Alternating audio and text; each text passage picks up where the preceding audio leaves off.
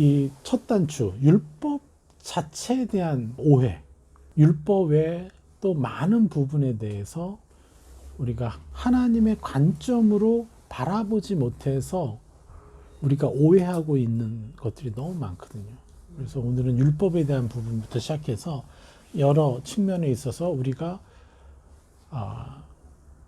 왜 하나님의 시야가 중요한가, 그리고 왜 하나님의 시야로 바라봐야만 되는가에 대해서 명확하게 좀 이해시켜 드리려고 합니다. 예.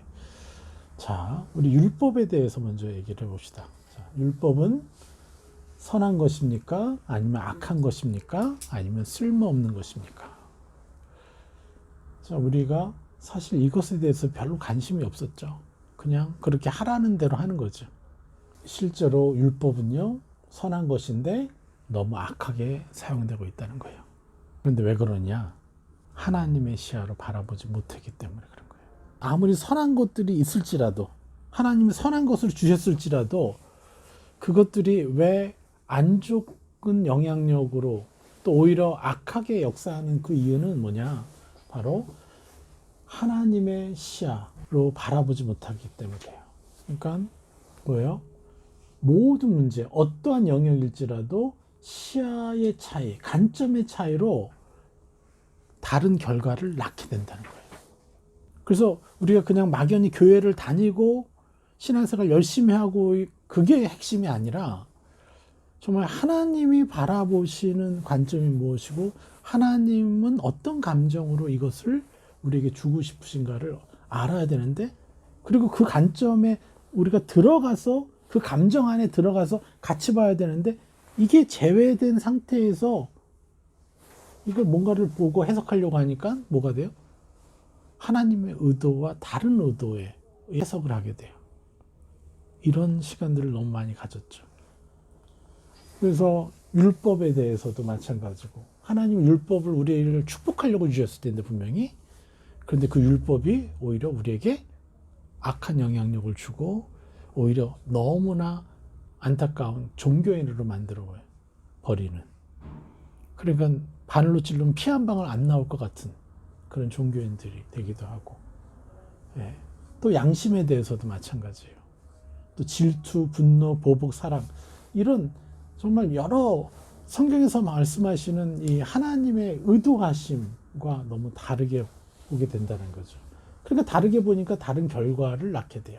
그러니까 실제로 모든 그리스도인들은요, 같은 하나님을 믿고 있지만 실제로 하나님의 형상은 다 달라요. 그들이 믿고 있는 하나님의 형상이.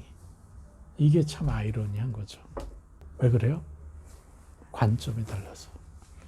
그래서 저희가 왜 주영상교회를 세우고 주영상교회 사역을 하느냐?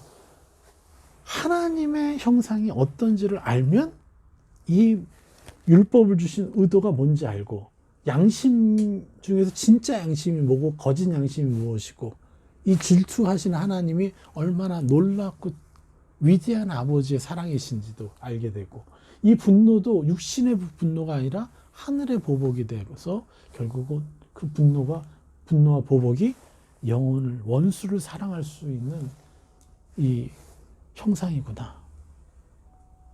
또 사랑도 수준이 다른 거죠. 나를 사랑해 주는 사람을 사랑하는 게 뭐가 어렵겠어요. 그런데 하늘의 사랑은 그런 수준의 사랑이 아니라 원수까지도 품어주는 사랑. 이 수준, 전혀 다른 결과를 얻게 된다는 거죠. 예. 그래서 이것들을 누가 사용하느냐, 누가 해석하느냐에 따라 다른다는 거죠. 그래서 모든 사항은 세 가지 시야로 바라봐야 돼요.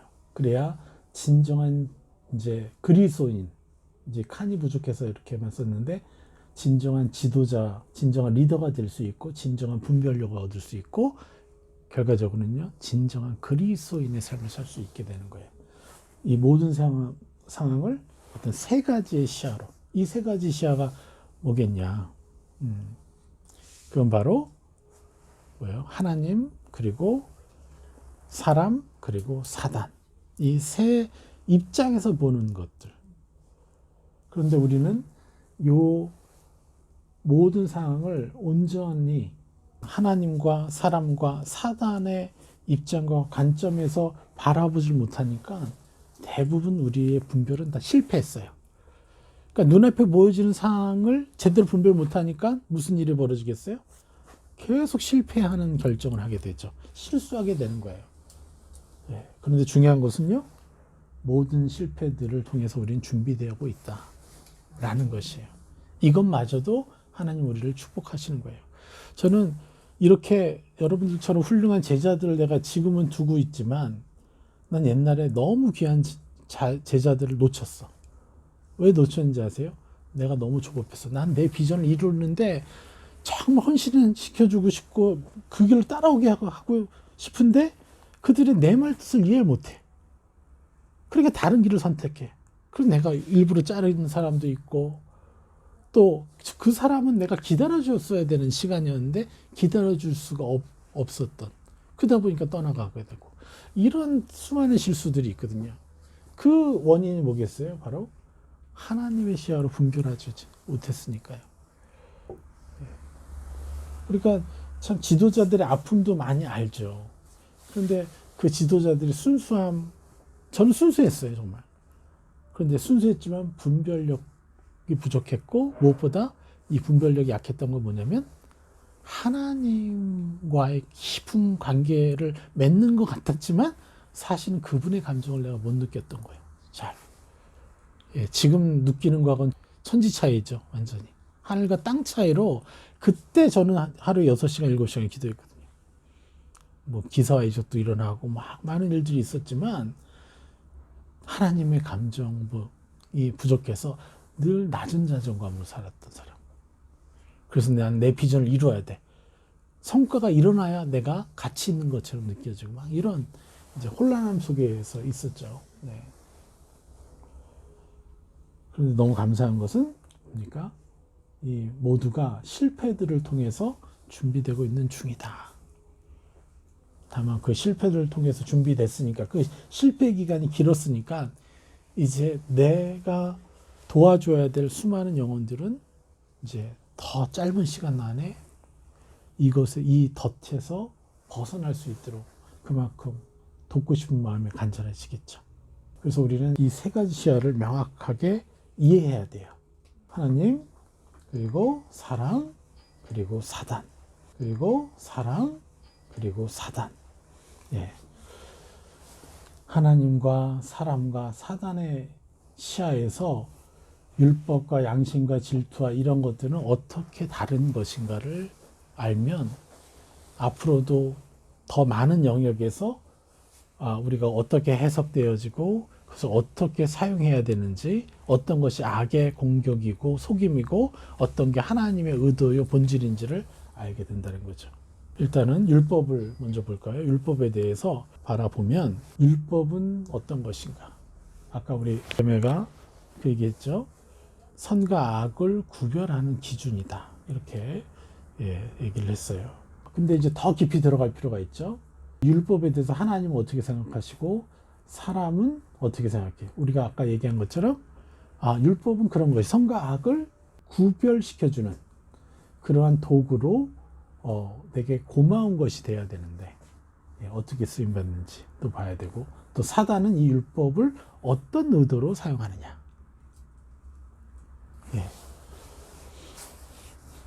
자, 우리 하나님의 관점을 보면 어떻게 돼요? 하나님은 사람을 보호하시기 위함이다. 이 율법을 주신 목적이 사람을 보호하시는 거예요. 뭐로부터요? 어둠의 영향력으로부터 우리를 보호하시라는 거예요. 그래서 죄에 덜 지배받을 수 있도록 죄를 인식시켜 주시는 거예요. 그러니까 이 죄를 지으면 나는 계속 그 죄에 묶여서 하나님께 가까이 갈 수가 없어. 그러니까 담이 점점점 커지고 두꺼워지는 일을 막는 거죠. 그래야 사람이 언제나 하나님 곁으로 올 수가 있는데 근데 그러려면 죄가 무엇인지를 알아야 되잖아요. 그래서 사람을 보호해 주려고 율법을 주신 거죠. 그래서 율법은 우리에게 무슨 역할을 해야 되는 거예요? 우리의 비서 역할을 해야 된다는 거예요. 나의 주인이 아니라 비서 역할이에요. 내게 알려주는 거예요. 내가 몰랐는데, 내가 바빠서 몰랐는데 이게 잘못된 것이라는 거를 누가 알려줘. 그런 비서 역할을 율법이 해주는 건데, 근데 대부분의 그리스도인들은 어떻게 살아가요? 대부분의 그리스도인들뿐만 아니라 모든 사람들이 어떻게 살아가냐면 비서 역할이 아니라 율법이 주인 노릇을 한다는 거예요. 그 주인 노릇을 하고 있다는 증거가 뭐예요? 죄가 인식되면 바로 우리는 뭘 느껴요? 정죄감을 느껴요. 그래서 갑자기 기분이 상해버려요. 그게 바로 이 율법이 비서가 아니라 율법이 주인 노릇을 하고 있다는 거예요. 바로 공격하는 거죠. 사단은 이 율법으로 우리를 공격하는 거예요. 판단하고 정죄하게끔. 내 자신을 판단하고 내 자신을 정죄해요. 그래서 인간을 묶어요. 나는 죄인이야. 저 사람은 죄인이야. 그래서 내 자신을 함부로 대하게 만들기도 하고 혐오하기도 하고 다른 사람을 혐오해요. 우리는 내 자신이나 누구든 사람을 혐오하면 어둠이 확 몰려오죠. 그러면요, 그때부터 악한 영들이 말하는 대로 우리는 끌려다니게 돼 있어요. 그래서 우리는 종의 역할을 하는 거죠, 사단에. 율법이 너무 선하고 좋은 것인데, 왜요? 나에게 이것을 인식해주고 그것을 내가 벗어버리면 너무 좋은 것이고, 이걸 통해서 내가 새 사람을 입을 수 있으면 너무 좋은 것인데, 이 율법이 뭘 해요? 주인 역할을 해서 나를 정죄해버리는 거예요. 그러니까 나는 정죄감을 계속 살아야 돼요. 그러니까 어떤 사람은 어떤 상황에 있을 때 자기가 힘들어도 다른 사람을 배려할 줄 알고 다른 사람을 도울 줄 알아요. 근데 많은 사람들은요, 자기가 힘들면요, 주변 사람들의 어떤 것들을 힘든 것을 바라보지 못하고 그들의 필요를 못 봐요. 그러면 사람들은 그렇죠. 저렇게 배려 잘하는 사람은 자기가 힘들면도 배려 잘하는 사람들은 정말 성숙하다. 이렇게 하고 또 배려 못하는 사람에 대해서 뭐라고 하죠. 판단하고 수준 낮게 여기죠. 그런데 그 전에 우리는 뭘 봐야 돼요? 저 사람이 얼마나 힘든 상황 가운데 있으면 다른 사람의 필요를 못 볼까? 다른 사람이 어떠한 어려움이 있을까에 대한 관심조차 없을까? 그 사람의 어려운 상황들을 우리가 보고 느낄 수 있어야 되는데 그냥 판단만 하는 거예요. 어쨌거나 사람들의 좋고 나쁜 것, 선하고 악한 모습을 보면서 선해도 죄를 짓고요, 악해도 죄를 져요. 판단해 버리니까요. 그들의 선함이 딱 생각나면 저 사람 너무 훌륭하네? 그럼 바로 그렇게 못하는 사람이 딱 우리 머릿속에 들어와요. A는 이렇게 잘하네? 다들 막 A를 막 칭송하고 있는데 우리 각자의 머릿속에는 그렇지 못한 B가 생각나는 거예요. 각자의 B가. 그 사람을 또 그 사람과 A와 비교하면서 또 판단하고 있고 혐오하고 있고. 예. 그래서 결국은 사단에 의해서 이렇게 공격받아서 율법이 우리의 비서가 아니라 주인 역할을 하게 되는 거죠. 아마 이 부분은 박민자매가 요즘에 겪었던 일들로 더 많이 느낄 것 같아요. 네. 안 그런가요? 네. 자, 왜였어요? 그런데 사람은 어떠냐? 예. 마치 인력처럼, 인력. 여기서 인력이라는 게 뭐예요? 지구가 사람을 끄는 힘이 인력이죠? 중력이라고 하나? 인력. 중력이라고 하나? 저도 학교 졸업한 지 너무 오래됐어. 만우 인력? 아무튼, 예, 중력이라고, 예, 여기 오타입니다. 예, 제가 학교 졸업한 지 너무 오래됐어요. 그래서 마치 중력처럼, 뭐예요? 끌어들여요. 막 이렇게. 지구가 둥근데, 어떻게 둥근데 내가 이렇게 평평하게 그러니까 하늘이 내 머리예요. 딱 발이 밑이야. 그 이유가 바로 중력 때문에 그런 거잖아요. 그래서 마치 인력처럼 자기 의의 증거로 삼으려는 성질. 이게 재성이라는 거예요. 그러니까 그 중력이 없으면 우리는 벌써 우주로 튕겨져 나가야 되잖아요. 그죠? 이게 얼마나 강력한 거예요, 사실. 네. 나는 저 우주 밖으로 뭔가 던졌는데 왜 이게 지구로 떨어지냐 이거예요. 그런 것처럼 이렇게 강력한 힘을 가진 게 뭐냐면요. 그리스도인들이 또 세상 사람들도 자기 의를 증거 삼으려는, 나는 의인된 사람이다, 나는 이렇게 선하게 사는 사람이다라고 막 그 자신의 의인된 증거를 만들려고 사는 그 성향, 그 유혹, 이게 바로 중력과 같은 힘을 가지고. 근데 그거를 저는 뭐라고 표현해요? 죄성이다. 우리의 의인됨은 어디서로부터만 와요? 예수 그리스도의 십자가의 은혜로만 우리가 의인인 것이지, 우리 스스로는 절대 의인될 수가 없어요. 그래서 그 반대가 바로 죄성인 거죠. 이 죄성은 내가 뭔가를 잘할 때만 괜찮은 사람인 것 같고, 내가 못했을 때는 죄책감이 쭉 빠지게 만드는 거예요. 거기에 묶이게 되면, 감정까지 묶이게 되면 어떻게 돼요? 죄를 짓고 싶어져요. 왜요? 정죄감 속에서 나를 계속 옛사람으로 인정하니까 결국 그 옛사람이 뭘 원하겠어요? 죄를 짓고 싶은 마음을 더 받아들이게 되는 거죠. 그래서 이게 죄성이 되는 거예요. 그래서 또 어떠냐? 사람의 입장에서 이 율법은 자신과 타인의 정체성, 그 사람의 수준을 인식하는 도구가 돼요. 그 결과로 무슨 일이 벌어져요? 사람을 합법적으로 정죄하고, 합법적으로 판단하고, 합법적으로 혐오해요. 자기가 저 사람을 혐오해도 된다고 생각해요. 이건 죄가 아니라고 생각해요. 세상은 그럴 수 있지만요, 절대 이것을 하지 말아야 되는 것은요, 교회와 그리스도인이에요. 어떤 누구도 목사 입에서 누구를 혐오하는 말이 나오면요, 그거는 죄를 지은 거예요. 하나님이 자기가 세상을 이처럼 사랑하사 독생자 예수를 보내셔서 희생시키신 모든 사람들, 말 잘 듣는 사람들이 아니라 죄를 짓고 있는 사람들이었다는 거예요. 하나님이 그렇게 죄인들을 위해서 죽으시고 죄인들을 자기 아들이라고 칭하셨는데 그 존귀한 아들을 우리가 혐오를 해요? 근데 이 엄청난 죄를 너무 당연한 것처럼 여기면서 살고 있기 때문에 교회가 소금맛을 잃어버린 교회가 된 거예요.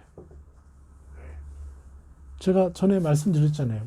제가 살았던 선교지에 그 난이라고 그 주식 빵인데 화덕에다가 붙여가지고 막, 예. 그 안이 뭐예요? 소금물을 뿌려가지고 벽 자체를 소금으로 코팅을 한 다음에 밀가루를 딱 붙이면요, 밑에는 이제 숯불이 있고, 그러면 이게 이만한 빵도요, 거기에 딱 붙어요. 얼마나 맛있는지 진짜. 갑자기. 그런데 그러고 나면 이제 소금이 다 떨어지잖아요. 그러면 삽으로 퍼가지고 길가에 쫙 뿌려요. 왜? 더 이상 소금 맛이 안 나기 때문에. 그게 사람들의 발에 밟히는 소금이에요. 근데 우리가 사람들을 판단해. 입만 열면 판단하고, 어떤 사람은 입은 안 열어요. 제 아내 같은 사람. 절대 입으로는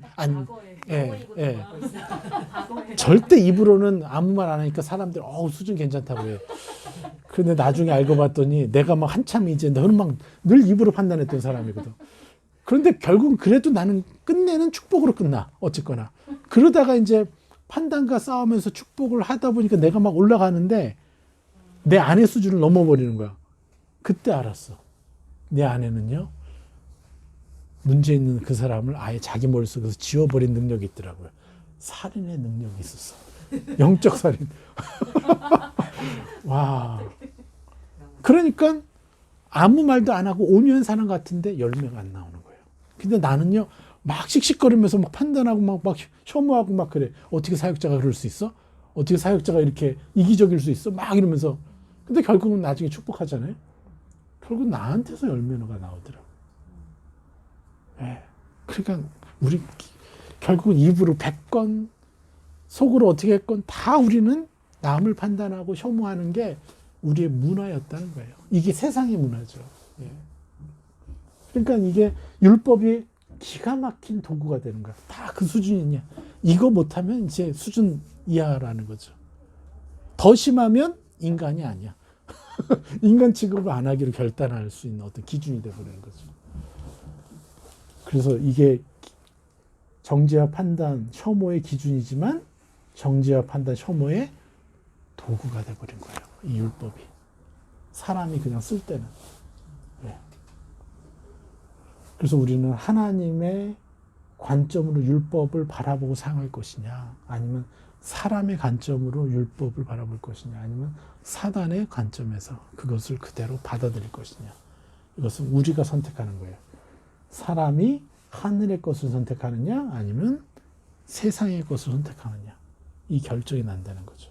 그래서 우리는 뭘 신뢰해야 돼요?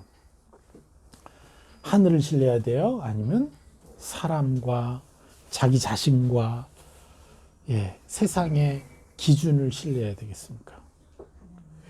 우리는 하늘을 신뢰해야 됩니다, 진짜. 하나님 우리에게 이것을 주시려고. 이거 찍어서 줄 거예요. 그러니까 너무 참 놀랐지 않습니까? 하늘 차원으로 우리는 원래 하늘 차원으로 살라고 하나님이 예수님을 이 땅에 보내신 거 아니에요. 뭐 이 땅 수준으로 살 거면 왜 보내시겠어요? 그런데 그냥 믿음 잃지 않고 교회는 계속 나가다가 죽어서 천국 가는 거. 요게 믿음 생활의 표본이고 목표라는 거는요. 이게 누구의 기준이겠어요? 누구의 목표겠어요? 그게 사단의 목표죠. 너네들은 아무것도 하지 말다가 그냥 천국만 가. 아무것도 이 땅에서 어둠은 하나도 제거하지 말고 어둠의 노예로 살다가 그냥 하늘나라로 올라가. 이게 기존의 많은 그리스도인들이 가진 신앙의 목표였다는 거예요. 아닙니다. 우리는 하늘의 아들이에요. 하나님의 아들이면 하나님의 형상이 우리 안에서 드러나서 그것을 수많은 사람들한테 뿌리는 일을 해야 되는 거죠. 자, 양심은 어떻습니까? 양심 늘 얘기하죠. 양심에도 어떤 양심이 있어요? 진정한 양심이 있고 거짓 양심이 있다는 거예요. 우리는 양심이기 때문에 다 좋은 걸로 생각해요. 그런데 양심이 사단은 뭘로 써요? 거짓 양심. 어떻게 쓰는 거예요? 우리를 정죄하게 만드는 율법이 되게 하는 거예요. 그 양심이. 그래서 예수님을 믿건 어떤 종교를 믿건 아니면 그냥 무신론자건 다 자기만의 율법이 있다는 거예요. 그게 그들만의 양심인 거예요. 그들이 어떤 가족에게서 태어났고 어떤 가정 환경에서 자랐느냐로 그 양심의 수준과 기준이 달라요. 어쨌거나 우리는 그 양심 때문에 사단에게 이용당하면 정죄감을 받아요. 그런데 우리는 이 양심을 하늘의 관점으로 봐야죠. 그래서 내 안에 양심이 찔린다. 그걸 가지고 정죄감을 받을 게 아니라 어떻게 해요? 내가 새 사람을 입을 기회로 여겨야죠. 그래서 선한 양심, 하늘의 양심을 우리는 사용해야 되는데 그 방법이 뭐예요? 똑같아요, 원리. 나로 하여금 정죄감이 아니라 나로 하여금 새 사람을 입을 기회로 여기는 것. 똑같아요. 율법, 비서 역할. 고마워. 내가 이거 잘못했구나. 가르쳐줘서 고마워.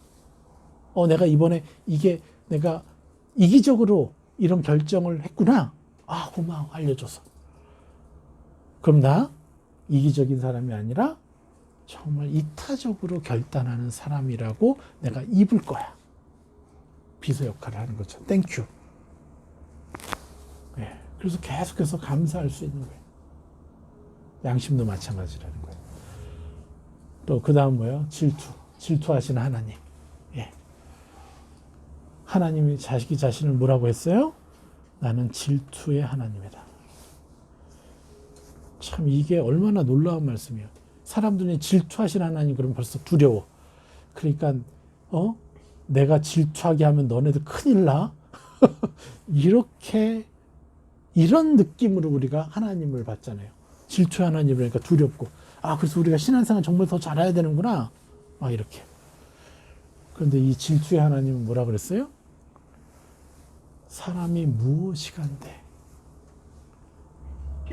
그 위대한 하나님이 우리 이 피조물이 무엇이간데 질투까지 하시나.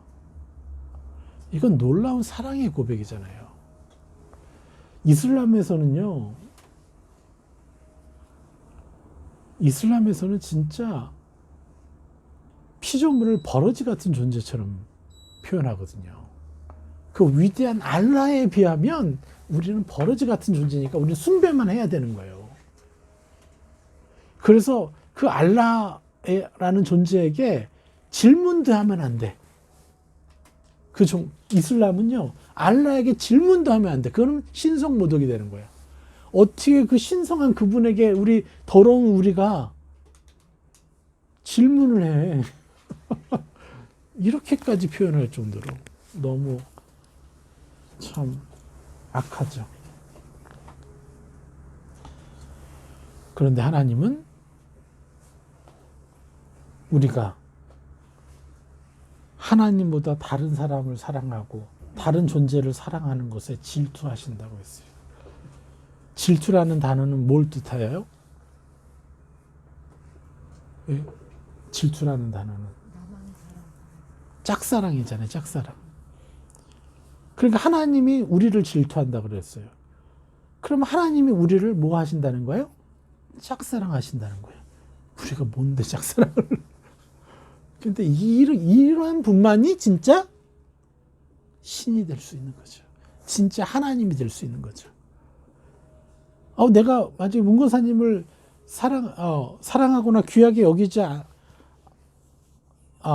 않는다면, 내가 문건사님이 누구를 만나고 다른 사람을 이렇게 더 좋아하고 그러면은 상관없죠. 그러는가 보다. 근데 내가 이분을 너무 좋아해. 근데 이분이 나보다 다른 사람을 신뢰해. 기분이 상하겠어요? 안 상하겠어요? 상하는 거죠. 그게 질투인 거죠. 질투. 그런데 하나님이 우리를 그런 존재로 여긴다는 거예요. 이거는 참 전 이 말씀 보면서 엄청난 감동이 있어. 자신을 그렇게 표현하시는구나. 솔직히 내가 맨날 죄만 짓던 사람이 그런데도 나를 위해서 그렇게 질투까지 하시는 하나님이라고? 이건 너무너무 놀라운 형상인 거죠.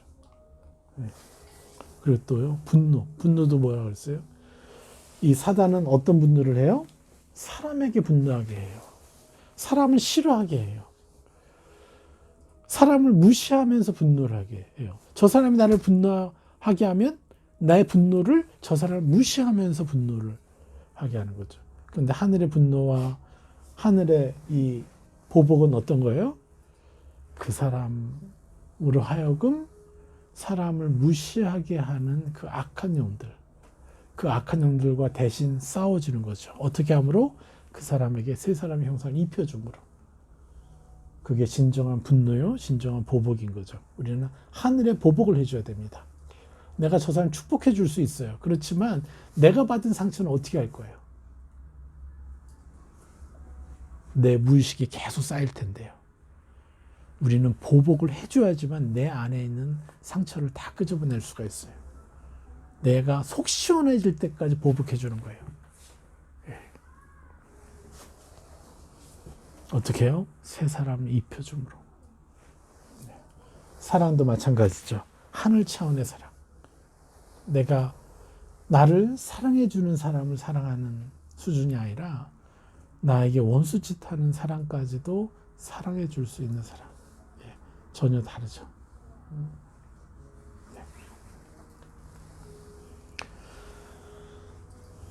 자, 제가 몇 분까지 했어요? 30분. 네, 그럼 좀 더 할게요. 자, 온전한 율법이 아니, 율법에 대한 온전한 이해. 두 번째, 자, 율법을 더 온전히 이해하려면요, 먼저 이것을 이해해야 돼요. BC와 AD, Before Christ. 예수 이전의 율법과 또 AD, 아도 도미니, 예수 이후의 율법. 그래서 예수 이전의 율법은 한계를 가졌어요. 그런데 예수 이후의 율법은요, 그 한계적인 율법을요, 완전하게 만드는 것. 이게 새 사람의 형상으로 바뀌는 역사가 일어난 거죠. 그래서 우리가 이전부터 의인의 신분임을 안다면 저 율법을요, 다 하늘 차원의 율법으로 바꾸는 거죠. 예. 그래서 뭐라고 합니까? 마태복음 5장 17, 18절, 내가 율법이나 선지자를 폐하러 온 줄로 생각하지 말라. 완전하게 하려 함이라. 좀 생략했습니다. 중간. 진실로 너희에게 이르노니 천지가 없어지기 전에는 율법의 1.1획도 결코 없어지지 아니하고 다 이루리라. 결국은 이 율법에서 나타나는 그 형상들을요, 다 이루겠다라는 거예요. 그 형상이 우리에게 다 나타나기를 하나님 원하신다는 거예요. 그래서 진짜 교회가, 교회의 목적, 그리고 우리 그리스도인, 교회인 그리스도인 한 사람 한 사람이 살아가는 목적은 뭐예요? 율법을 성취하는 거예요. 율법 하나하나를 자기화시켜서 사용하는 거예요. 그런데 그 율법에 뭘 완전하게 하려. 그러니까 예전에는 한계적인 그 율법이었는데 이거를 완전한 율법으로 만들겠다는 거예요. 그러면서 예수님이 여러 번께 말씀하시죠. 그 대표적인 게 뭐예요? 바로 간음에 대한 거죠. 예? 실제로 육체적인 간음을 한 것이 이전에는 간음이었지만 예수님이 오셔서는 뭐라 그래요? 머릿속에서 생각하는 것만으로도 간음이다. 그러니까 우리는 할렐루야를 외칠 수밖에 없죠. 왜요? 와, 내가 그렇게 살 수 있어요? 머릿속에 들어오는 음란한 생각으로 내가 상상하지 않으면서 살 수 있다는 약속인 거잖아요, 이게. 이 완전한 율법의 이 황홀함. 난 절대 그러지 못하고, 나 무수한 간음을 했거든요. 머릿속에서. 그런데 그 음란한 생각조차 내가 할 필요가 없어진 존재라면 얼마나 놀라울까. 근데 그런 일을 하다 보니까, 간음을 하지 않다 보니까 말씀이 그냥 열리는 거야. 말씀 보면 그게 보여져. 예, 그냥 알아져. 예, 저는 뭐 안 봐요. 주석이나 이런 걸 볼 필요가 없어요. 이거 교만한 말인가? 제가 하루에 7시간씩 기도하면서 엄청나게 많이 주석과 이런 걸 봤는데, 어느 시기가 딱 되니까 어느 주석에도 나오지 않는 게 깨달아지는 거예요. 그런 특별히 옛사람을 벗고 새사람을 입히는 것들을 하다 보니까요. 특별히 이 간음 할 필요가 없어졌잖아요, 이제는. 그런 음란한 생각이 들어오면, 너 나 아니야? 그리고 그 사람 축복해주고, 이렇게 되니까 하나님의 감정이 더 많이 들어오고 빛이 더 들어오니까 그걸로 사람들을 보는 거예요. 또 자매님들은 특별히 시기 질투하는 것을 질투가 될 때 그 사람을 더 많이 막 축복해 주는 거예요. 와, 저 영혼은 왜 나보다 이렇게 이쁜 거야? 막 이러면은 저 자매는 더 이쁜 사람이라고 막 이러면서 축복해 주고, 그리고 나도 또 내 안에 더 기쁘고 더 아름다운 것들이 많이 나타나는 또 사람이라고 입혀주고, 그러면 저 사람도 좋고 나도 좋은 거 아니에요. 근데 시기 질투하다가 어둠에 같이 묶여 있는 거죠. 남자의 간음하는 거나 여자의 시기 질투가 이게 같은 급이라고 하잖아요. 그러니까 네, 완전하게 하려 함이라의 수준을 이제 이뤄가게 되는 거죠. 그러니까 어떻게 되겠어요? 네, 완전하게 하려 함이라. 네. 그러니까 더 하나님의 찬란한 형상에, 찬란한 빛에 내가 더 가까이 가도 눈이 부시지 않는 거예요. 더 명확하게 보여지는 거예요. 그래서 예전에는 내가 죄를 짓고 있을 때는 하나님의 빛이 날카로운 빛이었죠. 내가 잘못했을 때마다 나를 뭐라고 하시는 것 같고, 그러니까 가까이 가게 너무 먼 당신인 거예요. 이 하나님의 찬란함이. 그런데 내가 새 사람 믿고 있다 보니까 가늠도 하지 않고 이제 막 축복하는 사람이 되니까 더 찬란한 빛에 가까이 가는데, 날카로운 빛이 아니라 이제 더 온유하고 따사로운 빛이 되어가는 거예요. 더 가까이 가는 거예요. 물론 더 바뀔 게 많겠죠. 그렇지만 이 정도 바뀐 것만으로도 더 얼마나 찬란한 하나님 형상을 누리겠어요. 내가 지금도 자랑할 수도 있고 자신 있어 하는 것은 뭐냐면, 나는 내일도 바뀔 거라는 거예요. 나는 내일도 더 찬란한 형상을 더 입을 거라는 거예요. 왜요? 내가 사람들을 축복하면 축복해 줄수록 더 찬란한, 내가 좀 이렇게 더 바뀌면 좋겠다라는 것들이 보이니까요. 빛이 들어오니까. 그래서 예수 그리스도의 장성한 분량에 더 가까이 갈 수가 있게 되는 거죠. 네. 그래서 율법의 그 1.1핵도 결국 없어지면 안 되는 거예요. 왜요? 내가 입어야 될 것이니까. 입어야 하나님의 형상에 더 가까이 갈 수가 있으니까요. 네? 그렇죠? 이 율법이 중요한 게 아니라 우리는 뭐가 중요한 거예요? 하나님의 형상에 그 찬란한 빛에 더 가까이 가서 더 발견하고 그것을 더 입어야 되는 게 우리의 목표여야 되잖아요. 그래서 율법의 1.1핵도 결코 없어지지 아니하다라는 그 의미는 입어야 되니까. 너무 많은 사람들이 이 깊은 말씀을 몰라요. 1.1핵도 없어지지 않는다. 그게 도대체 나랑 무슨 상관이에요? 상관이 있죠. 왜냐하면 저 찬란한 옷을 내가 놓치고 지나간다고 생각해 보세요. 너무 억울한 일 아니에요? 그렇잖아요. 그 어머니가 꿈꿨다는데, 와, 다 풀어줘 놓고, 자, 금은 보아, 다 가지고 와. 근데 금은 보아인지 아닌지 볼 수 있는 눈이 없네. 그냥 검은 돌처럼 보이네. 한 번만 닦아도 그게 찬란한 빛이 날 텐데. 이게 바로 율법, 하나님의 기본 형상 중에 인간이 그나마 죄악 때문에 요 정도라도 좀 입었으면 좋겠다 하는 흐릿한 율법이죠. 하나님의 형상이지만 이제 완성된 율법은요, 찬란해질 거 아니에요. 율법의 1.1핵 하나하나가 너무 찬란할 거 아니에요. 그럼 그 찬란한 형상을 내가 내 거로 인정할 수 없다는 거는 나중에 정말 땅을 치고 후회하는 일이 일어나는 거죠.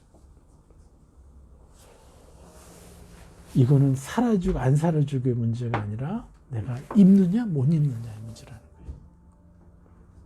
네. 자, 그래서 천지가 없어지기 전에는 율법의 1.1핵도 결코 없어지지 아니하고 다 이루리라. 하나님이 우리에게 입혀주시겠다는 거예요. 여러분은 참 복음의 길 가운데 들어오니까 이제 입을 수 있게 됐잖아요. 이게 얼마나 큰 영광입니까, 우리 인간으로서. 네. 그래서 우리는 명확히 알아야 돼요. 율법의 불완전성을. 그렇죠? 율법이 얼마나 불완전한 것인가. 복음의 눈으로 바라보지 못할 때는요. 율법은 계속 우리를 정죄하는 도구로만 쓰일 수밖에 없는 거죠. 네. 그래서 그리스도인의 임무가 뭐예요? 바로 완전한 율법을 향유하는 것이에요. 네. 완전한 율법은 뭐겠어요? 바로 하나님 형상 하나하나죠. 네. 그래서 그 율법을 향유하면 무슨 일이 벌어집니까? 내 안에서 나타나니까 다른 사람들에게 하나님의 찬란한 형상 하나하나를 보여주고 각인시켜 줄 수가 있잖아요. 그래서 그들도 너무 그게 매혹이 돼서 나도 저걸 한번 입어보고 싶다. 그렇게 만들어줘야 됩니다, 우리가. 그래서 그리스도의 임무가 바로 완전한 율법을 향유하는 것이에요. 입는 것이에요. 네. 자, 누가복음 16장 16, 17절. 율법과 선지자는 요한의 때까지요. 그 후부터는 하나님의 나라의 복음이 전파되어 사람마다 그리로 침입하느니라. 그러나 율법의 한 획이 떨어짐보다 천지가 없어짐이 쉬우리라. 자, 일단은 마지막 부분. 율법의 한 획이 떨어짐보다 천지가 없어짐이 쉬우리라. 이게 어떻게 해석이 돼요? 해석이 되는 말씀이에요? 이거 너무 쉬운 말씀이에요. 왜요? 율법이 뭘 뜻해요? 하나님 형상을 뜻하니까. 천지가 없어져도 하나님 형상은 남잖아요. 예? 그래서 이 율법이 그냥 우리를 정죄하는 도구, 내가 의인이 아니냐의 기준이 아니라 하나님 형상이 돼버리면 당연히 뭐예요? 없어질 수가 없죠. 천지가 없어져도 우리는 천국에 들어가고 우리 형상은 그렇게 남으니까. 그리고 우리가 입은 만큼 하늘에서 우리의 왕권의 수준이 달라지는 거예요. 어느 만큼 입었느냐로. 내가 가진 영토가 결정이 나고 크기가 결정나고 내가 다스릴 백성의 숫자가 결정될 거예요. 이건 뭐 제 개인적인 의견이지만 분명히 왕권을 주셨고 왕으로 살게 하겠다고 했으니까요. 우리가 천국에 가서는. 네. 명확히 이해가 되죠. 율법의 한 획이 떨어짐보다 한 획이 뭐겠어요? 한 형상이 떨어짐보다 천지가 없어짐이 쉬우리라. 천지는 당연히 없어지는 거지만 하나님 형상은요 영원히 남는 겁니다. 그런데 앞에 부분 율법과 선지자는 요한의 때까지요. 세례 요한. 그 후부터는 하나님 나라의 복음이 전파되어 사람마다 그리로 침입하느니라. 왜 침입을 할 수 있어요? 무조건 적으로 우리에게 다 주셨으니까. 이제부터 내가 예수 그리스도의 이름 의지해서 나는 의인이기에 하나님을 찬란한 형상, 천국의 형상, 그거 내 겁니다. 들어가서 빼앗아 올 때 그게 내 것이 된다고 하는 거잖아요. 그래서 세례 요한 때까지, 세례 요한의 후는 누구예요? 바로 예수님의 그 십자가죠. 절대적인 십자가. 그부터 뭐예요? 하나님의 나라의 복음이 전파되기 때문에 사람마다 이제는 침입할 수 있다. 끝. 너무나 완전한 복음이 되는 거죠. 그죠? 요한의 때까지. 그러나 그 후부터는 하나님의 나라의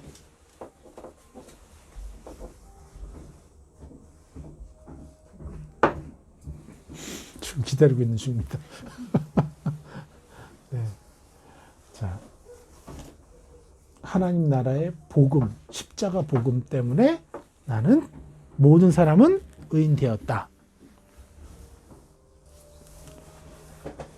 그것을 받아들이느냐 못 받아들이냐로 결정이 되는 거예요. 그 결정권은 누구에게요? 선택권은 인간에게 주어진 거예요.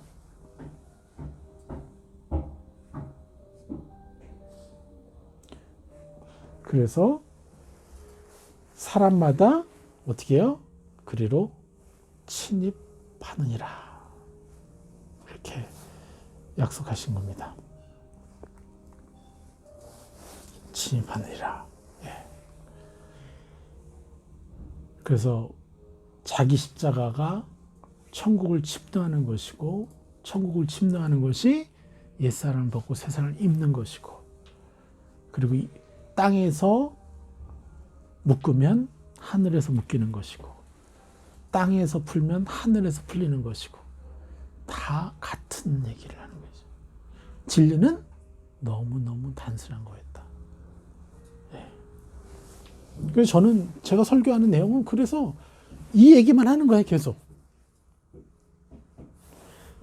미안한데 가서 여기 녹음 중이라서 이거 오르락 내리락 하는 것 좀 자, 이제 명확히 이해가 되시죠? 이 말씀이. 자, 그리고 또 로마서 5장 13절.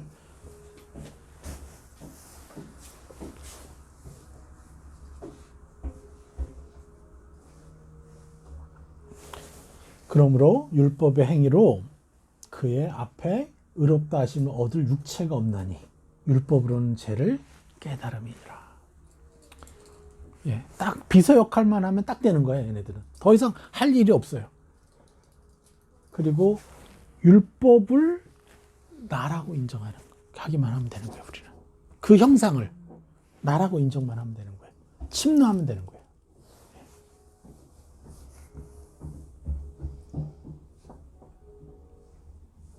그래서 율법으로는 오직 죄만 깨달으면 돼요.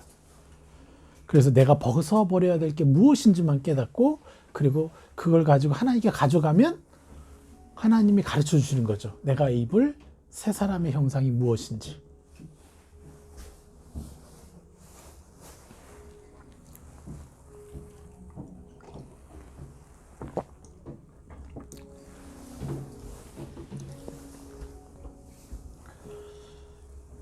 그래서 내가 입을 새 사람의 형상, 그래서 내가 입을 새 사람 형상인지, 이 형상이 무엇인지 하나님과 교제하면서, 네, 또 그것을 듣고 내가 침노하면, 새 사람을 입으면 나는 계속해서 변화되는 거죠. 그럼 더 찬란한 형상을 보게 되는 거죠. 네.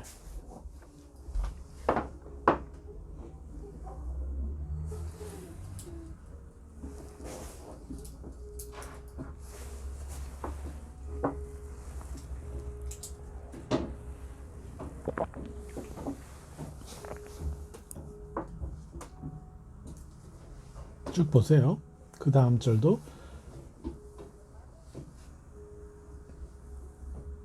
이제 내려오나 보다.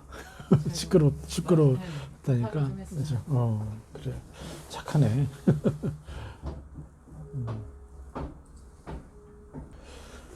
자, 로마서 5장 13절 볼까요?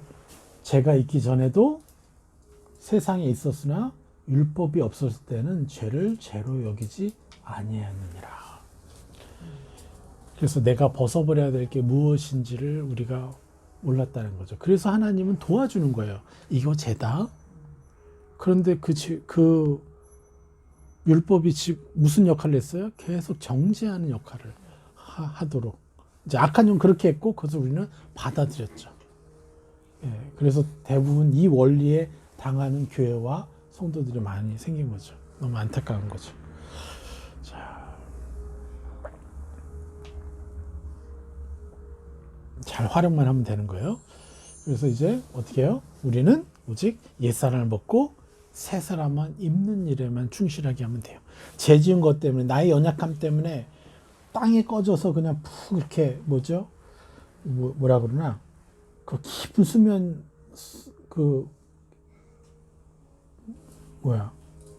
심연 안으로 들어가는 게 아니라, 예, 우울하고 힘들고 실패감에 젖어드는 게 아니라 하나님께 감사함으로, 나의 연약함을 알려주셔서 감사합니다 할 수 있을 정도로 하나님께 나의 연약함이 보일 때마다 감사로 먼저 반응할 수 있는 그런 사람이 돼야만 이제 하나님과 깊이 교제하고 하나님의 깊은 그 사랑을 내가 느끼고 위로받고, 그러니까 그 힘으로서 옛사람 벗고 새 사람 입는 게 얼마나 쉽겠어요.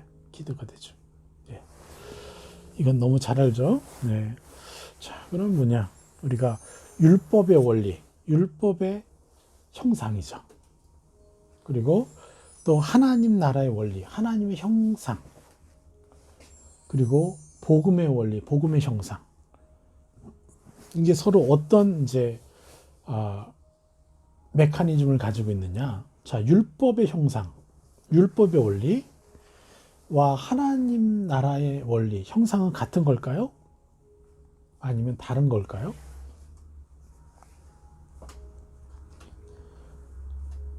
네. 같은 거라고 같기도 하지만 같은 거라고 보기는 어려워요. 그래서 어떻게 표현하냐면 이렇게 된다는 거예요. 율법에 한계가 있으니까, 내가 보고 있는 율법에 한계가 있으니까요. 예, 또 시대마다 다를 거잖아요. 그죠? 100년 전까지만 해도 한국에서 무슨 일이 있었어요? 그것도 전라도 광주에서 소박한다고, 소박 내친다고 하나? 맞는 여자들을 어떻게 소박을 내치냐면 남자들이 코를 베어서 버려요. 그랬어요. 그게 한 20년 전에 아프간에서 그 일이 일어났잖아요. 그 타임즈지 딱 화면으로 나왔잖아요. 그 일들이 있었어요. 그러니까 그 시대는요, 그 율법이 그만큼 낮은 거예요. 네. 그렇지만 그 율법이 그나마 그 세상에 이 도덕 기준을 맞춰준 거예요. 제발 그러지는 말아다오 하는 거예요. 그러나 그게 완전한 건 아니었어요. 그래서 이 율법은 완전케 된 율법이 돼야 돼요.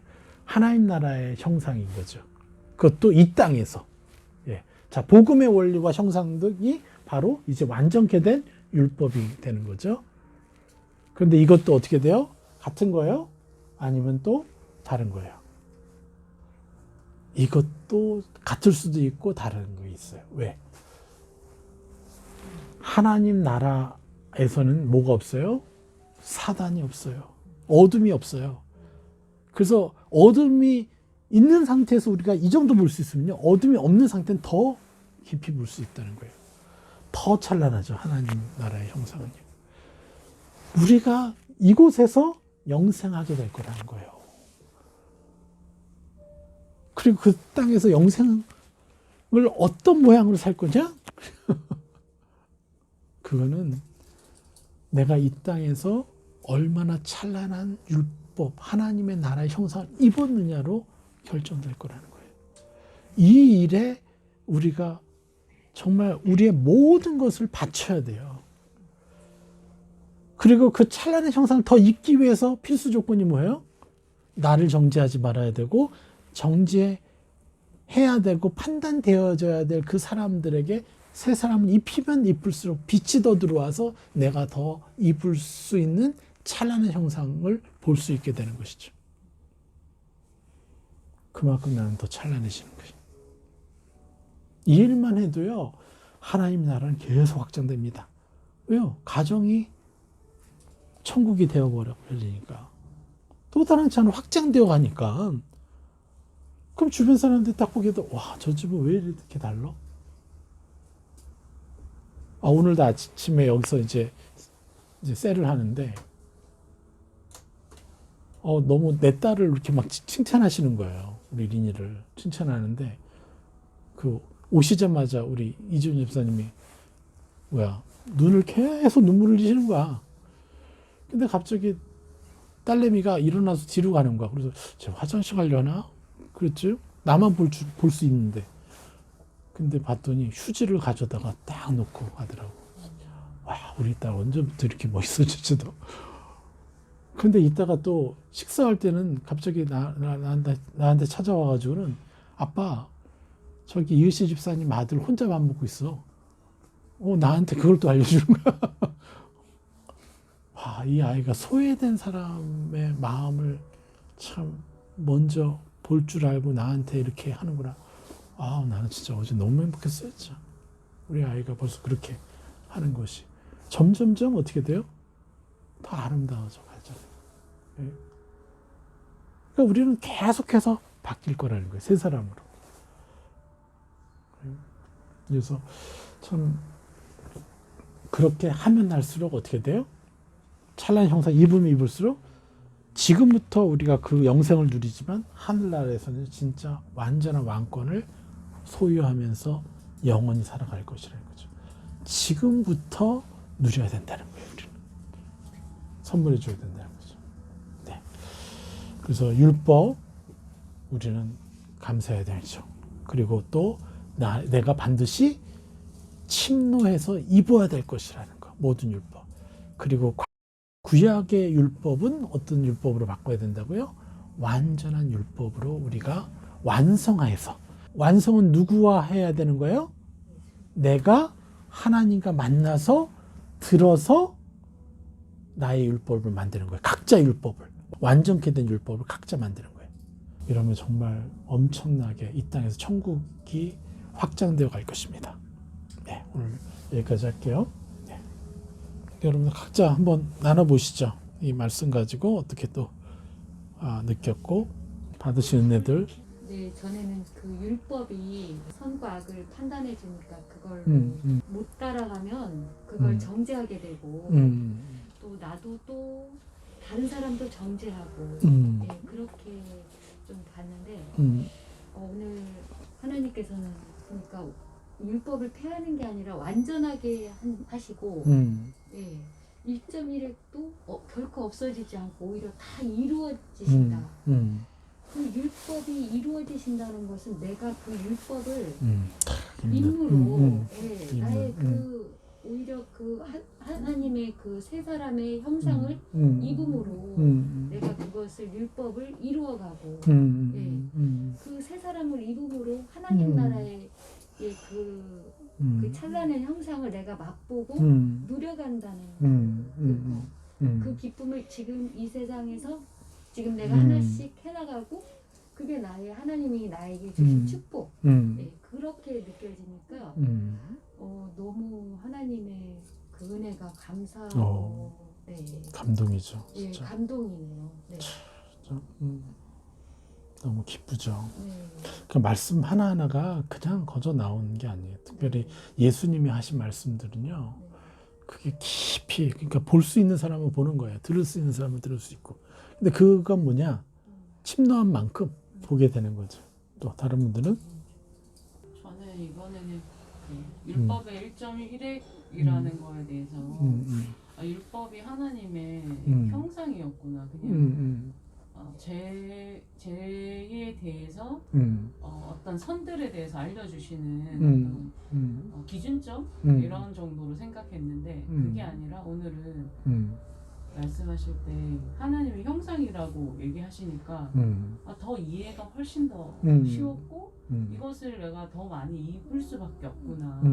좀 더 고민해 봐야겠지만 사람마다 그리로 침입한다고 했는데 그러니까 나의 연약한 그 하나님의 형상, 그 율법에 걸려져 있는 어떤 것들로 내가 하나님께 계속 나아갈 거니까 그것이 내가 하나님께 나아가는 어떤 침입하는 도구가 되겠구나. 그러면 내가 하나님의 형상을 더 많이 입을 테니까.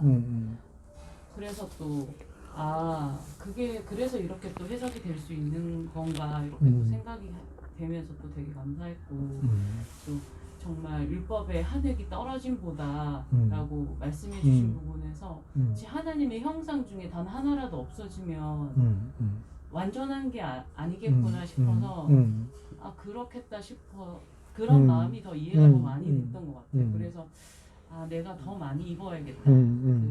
구체적으로. 네. 그리고 네. 그 대신 여기서 말하는 네. 율법의 1.1핵은 완전케 된 율법을 네, 얘기하는 거죠. 온전한 형상. 예. 네. 왜냐 그 전에 율법은 뭐예요? 너무 찬란하고 밝기 때문에 사람들이 그 율법을 거들떠보지도 않네요. 일부러 피해 다닐 수밖에 없는 거였죠. 너무 죄가 관여한 시대에서는 하나님의 율법 자체가 통하지가 않는 거죠. 그래서 그 부분이 많이 와닿았습니다. 그게 또 더 많이 가볍게 해주시는 말씀이어서 예.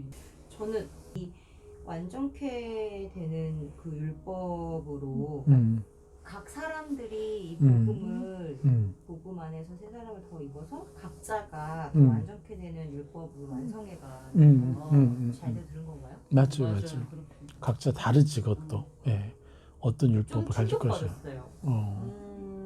복음은 음. 하나라고 생각했거든요. 근데 복음은 각 사람들이 어떻게 자기 삶에서 완성하냐에 따라서 그 스펙트럼이 엄청 복잡해지는구나. 그래서 내가 그러니까 하나님은 그 어떤 통일성 안에서 엄청난 다양성들을 추구하시는 분이잖아요. 근데 이 복음이라는 그 세 사람을 잇는 그다음에 그 어떤 하나님의 형상이라는 그 한 맥락 안에서 각 사람이 다양하게 계속 취하면 취할수록 입으면 입을수록 엄청난 천국이 나는 경험해보지 못한 또 다른 천국이 그치만 그 하나님 형상 안에 있는 그 아름다움들이 정말 상상할 수 없을 만큼 이겠네? 라는 생각이어서 지금 이거 언제 다 경험하지? 어떻게 다 알아내지? 원수를 위해서 잘 하늘의 보복을 많이 하면 더 빨라져요.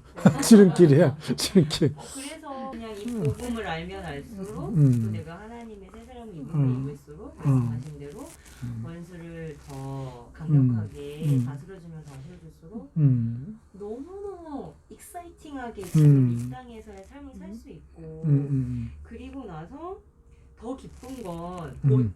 보장된 그 복지가 있다는 완전한 복지. 네, 왜냐면 내가 이 땅에서 얼마나 많은 그 새 사람을 믿고 새 사람을 입혀주냐에 따라서 내가 천국에서 하나님의 나라에서 그러니까 누리게 되고 있게 되는 모습이 결정되는 거잖아요. 더 많이 누려지는 거잖아요. 너무 투자할 만한 가치가 있는 복지 아닌가요? 연금보다도 그냥 그런 것들이 그냥 막연한 어떤 이론이 아니고 너무 실제 같은 느낌이어서 되게 감사합니다. 네. 우리 나니아 연대기를 상상해 봐요. 나니아 연대기라는 영화 속에서 그 옷장 안으로 딱 들어갔더니 막 찾잖아. 당신이 아담의 후손이냐고. 맞다고. 그럼 우리 왕이네요? 막 그러는데 또 다른 아담이 있을걸요? 후손이 있을걸요? 이런데 아니 그게 당신이라고. 그걸 사자가 나타나서 얘기해 주잖아요. 그러니까 실제로 우리가 정말 천국에 가서는 그런 수준으로 아니면 그보다 더 낫겠지. 우리가 상상한 수준은 그거밖에 안 될 수 있으니까 오히려. 그러니까 C.S. 루이스가 그렇게 말씀을 통찰했는데 진짜 사실은요. 성경에서 그렇게 보장하고 있는 거니까. 그러니까 여러분이 영토만 결정할 뿐이에요. 내가 얼마나 더 찬란한 왕으로 살 것이냐는 여기서 내가 얼마나 많은 축복을 하고 구체적으로 침노해주고 입혀줘서 그들을 다스려줬느냐에 따라서 얼마나 놀랍습니까? 네. 그리고 내가 이걸 가르치고 있다고 해서 내가 여러분들보다 큰 나라를 가진 것도 아니고 네.